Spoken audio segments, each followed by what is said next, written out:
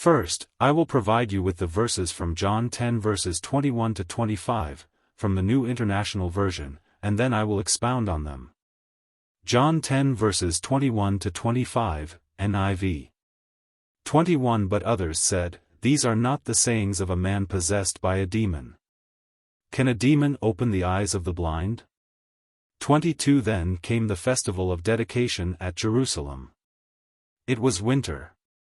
23 And Jesus was in the temple courts walking in Solomon's colonnade. 24 The Jews who were there gathered around him, saying, How long will you keep us in suspense? If you are the Messiah, tell us plainly. 25 Jesus answered, I did tell you, but you do not believe. The works I do in my Father's name testify about me. Expounding on John 10 verses 21 to 25. Verse 21, this verse is part of a larger conversation in John 10 where Jesus describes himself as the good shepherd who lays down his life for his sheep. There's a division among the people in how they perceive Jesus.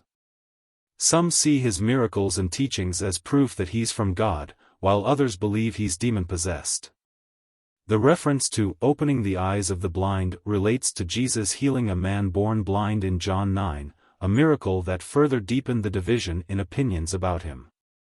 Verses 22 to 23, the festival of dedication mentioned here is also known as Hanukkah, a Jewish celebration that commemorates the rededication of the Second Temple in Jerusalem and the miracle of the oil lamp.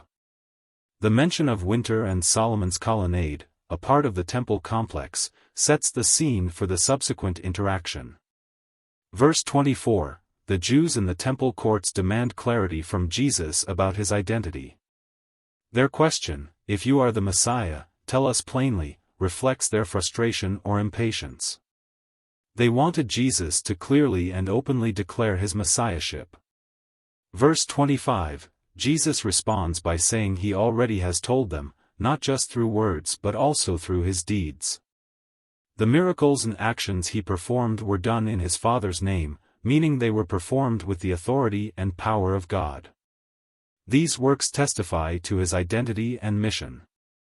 However, despite the evidence, they still do not believe. The overarching message in this passage is the tension between belief and unbelief. Even when presented with clear evidence of Jesus' divine identity and mission, some chose not to believe. This theme of belief versus unbelief runs throughout the Gospel of John and challenges readers to consider their own response to the person and works of Jesus.